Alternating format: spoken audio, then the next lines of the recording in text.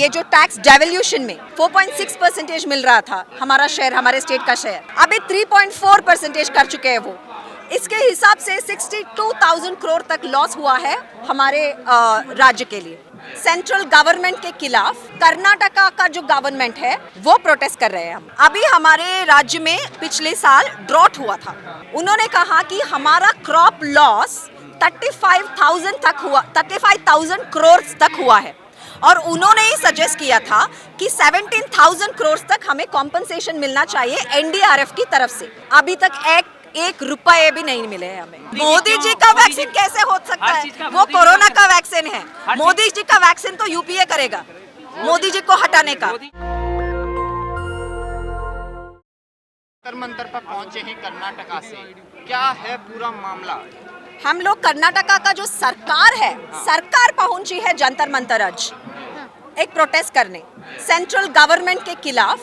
कर्नाटका का जो गवर्नमेंट है वो प्रोटेस्ट कर रहे हैं हम। क्यों? क्योंकि ये जो नरेंद्र मोदी जी का जो गवर्नमेंट है, इतने सालों से हमारे स्टेट के खिलाफ इतना जो अन्याय कर रहे हैं। व्हेन इट कम्स टू ये जो टैक्स डेवल्यूशन में फिनेंस कमीशन, जो पिछली वाली फिनेंस कमीशन थी अब थी, तब हमें 4.6% मिल रहा था हमारा शेयर, हमारे स्टेट का शेयर, अभी 3.4% कर चुके हैं वो। इसके हिसाब से 62,000 करोड़ तक लॉस हुआ है हमारे राज्य के लिए। ठीक है, वन टैक्स डेवल्यूशन का हुआ, ये जो अंतर हुआ था, ये जो लॉस हुआ था, इसी को ठीक करने के लिए उसी फिनेंस कमीशन ने निर्मला सीतारामन जी को बोला था कि वो हमें स्पेशल ग्रांट्स दे, है ना। 5,002 टाइम्स जो कहे थे, 11,000 करोड़ तक उनको देना था हमें, वो नहीं दे रहे। कल जो पार्लियामेंट में वो बोल रहे थे कि फिनेंस कमीशन बहुत इंडिपेंडेंट है, हम कुछ नहीं कर सकते, लेकिन इसी फिनेंस कमीशन ने आपको बताया था कि हमको ग्रांट्स दे, स्पेशल ग्रांट्स दे, क्योंकि हमें अन्याय हुआ है, ये जो लेस किए थे परसेंटेज, लेकिन वो नहीं दे रही है। एक पॉइंट। दो, ये जो 2019 में उन्हीं का सरकार वहाँ पे भी था, बीजेपी का सरकार, येडियुरप्पा जी जो चीफ मिनिस्टर थे, उन्होंने यहाँ पे पूछा था कि हमारे यहाँ प्रवाह, what do you call that, floods था, तो उन्होंने कॉम्पनसेशन मांगा था, तब भी नहीं दिया था उन्होंने। अभी हमारे राज्य में पिछले साल ड्रॉट हुआ था एंड इस ड्रॉट में इसी कैबिनेट कमिटी जो सेटअप किए थे वो इंस्पेक्ट करने के लिए, वो जो आए थे हमारे स्टेट में, उन्होंने कहा कि हमारा क्रॉप लॉस 35,000 करोड़ तक हुआ है और उन्होंने ही सजेस्ट किया था कि 17,000 करोड़ तक हमें कॉम्पनसेशन मिलना चाहिए एनडीआरएफ की तरफ से, नेशनल डिजास्टर रिस्पांस फंड की तरफ से। अभी तक एक रुपए भी नहीं मिले हैं हमें, तो प्रतिभटन तो करना होगा ना हमें। One thing. And then when it comes to GST compensation, हमारा स्टेट का जो टैक्स राइज था, टैक्स इंक्रीज परसेंटेज, जब से जीएसटी इम्प्लीमेंट हुआ है उससे पहले 15% से ज़्यादा था। जब से जीएसटी इम्प्लीमेंट हुआ था, वो जो टैक्स इंक्रीज परसेंटेज कम होता गया, तो यही जीएसटी कमेटी ने रेकमेंड किया था, काउंसिल ने रेकमेंड किया था कि वो हमें कॉम्पनसेशन देंगे। वो दे रहे थे, 5 साल तक दिए। 2022 में, 2 साल पहले जून में उन्होंने स्टॉप कर दिया। पर अभी भी हमारा जो टैक्स इंक्रीज हो रहा है वो सिर्फ 9% है, 15% अभी भी नहीं पहुंचा है। फिर भी हमने तो रिक्वेस्ट किया था कि हमें कॉम्पनसेशन दे, लेकिन नहीं दे रहे।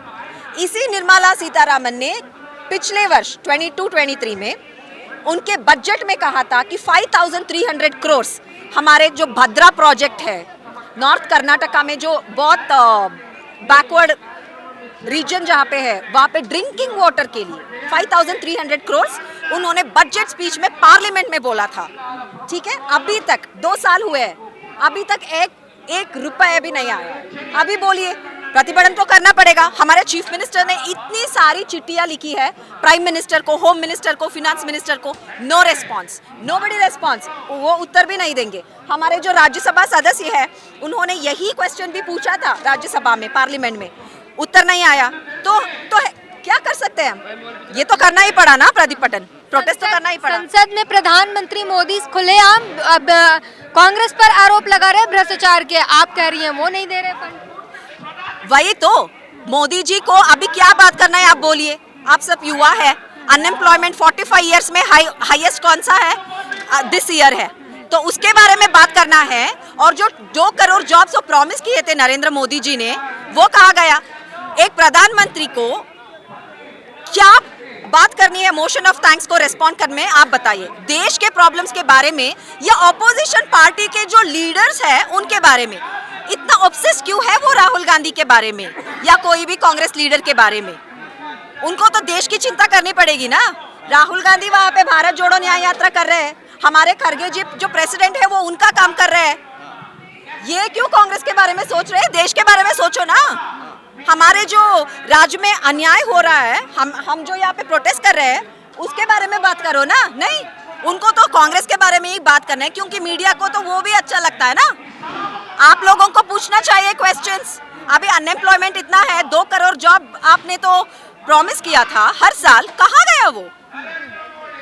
उसको तो आंसर नहीं है उनके पास।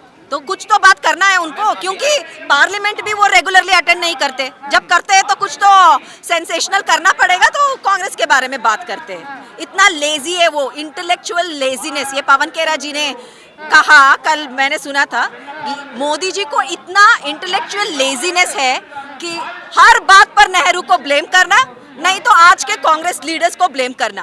देश के जो भी समस्या है उसको नेहरू जी को एट्रीब्यूट कर देते हैं। ऐसा थोड़ी होता है। आप तो प्राइम मिनिस्टर है, 10 साल से है, क्या किया है आपने? मोदी मतलब विकास की गारंटी, हर जगह बैनर पोस्टर लगे हुए हैं और प्रधानमंत्री खुद ये बात सदन में भी कह रहे हैं।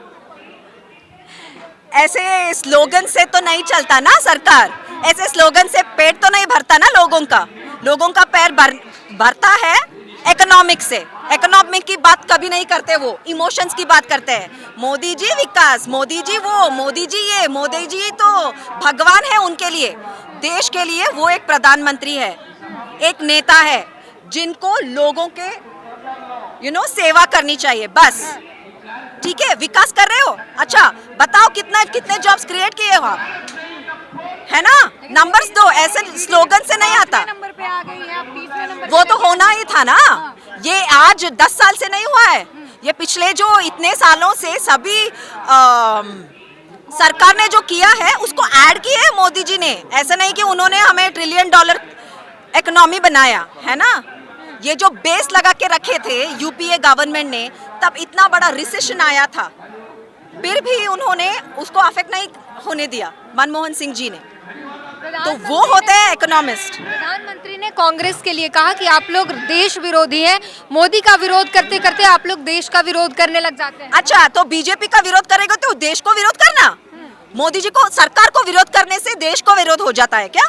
हम देश प्रेमी हैं, इसलिए ऐसे वाले जो सरकार है जो लोगों के लिए काम नहीं कर रहा है, सिर्फ उनके पार्टी के लिए कर रहा है, ये जो बीजेपी, उसके बारे में बात कर रहे हैं, उसके खिलाफ कर रहे हैं। तो हम होते हैं देश प्रेमी, वो नहीं।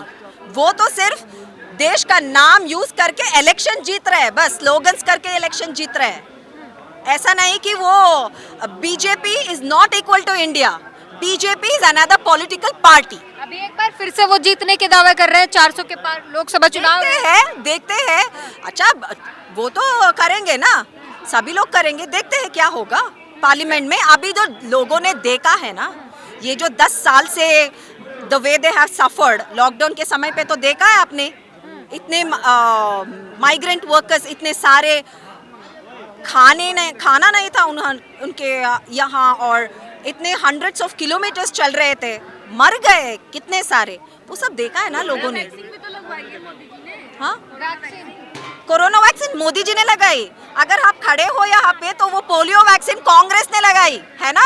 वैक्सीन तो लगाना ही है, मोदी जी ने घर से नहीं लाया था वो पैसे, वो देश का पैसा है, वैक्सीन तो बनाना ही था। तो मोदी जी का वैक्सीन कैसे हो सकता है? वो कोरोना का वैक्सीन है, मोदी जी का वैक्सीन तो यूपीए करेगा, मोदी जी को हटाने का। मोदी जी जो कह रहे हैं वही हो रहा है आपके देश में, इंडिया करेगा, उससे कुछ अलग नहीं हो रहा है। क्या? मोदी जो कह रहे हैं वही हो रहा है आपके देश में, कुछ अलग नहीं हो रहा है। ये इसके बारे में देखिए क्या कहना चाहेंगे? मोदी जी क्या कह रहे हैं और क्या हो रहा है। कह रहे हैं कि कोरोना का वैक्सीन मैं दे रहा हूँ। अरे वही तो, वो कौन होते हैं हमें वैक्सीन और देने वाले? हम हमारी economic घर से लाए थे क्या वो? हमारी economic घर से failure पैसे है। लाए थे क्या? मैम 2024 का मोदी चुनाव का आने वाला क्या? है। एक मिनट, मोदी जी का वैक्सीन कैसे हुआ? वो घर से लाए थे क्या?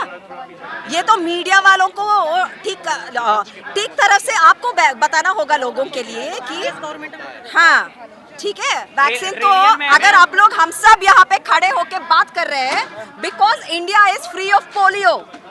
जब नो टेक्नोलॉजी नहीं था, कुछ नहीं था, तब भी India was free of polio.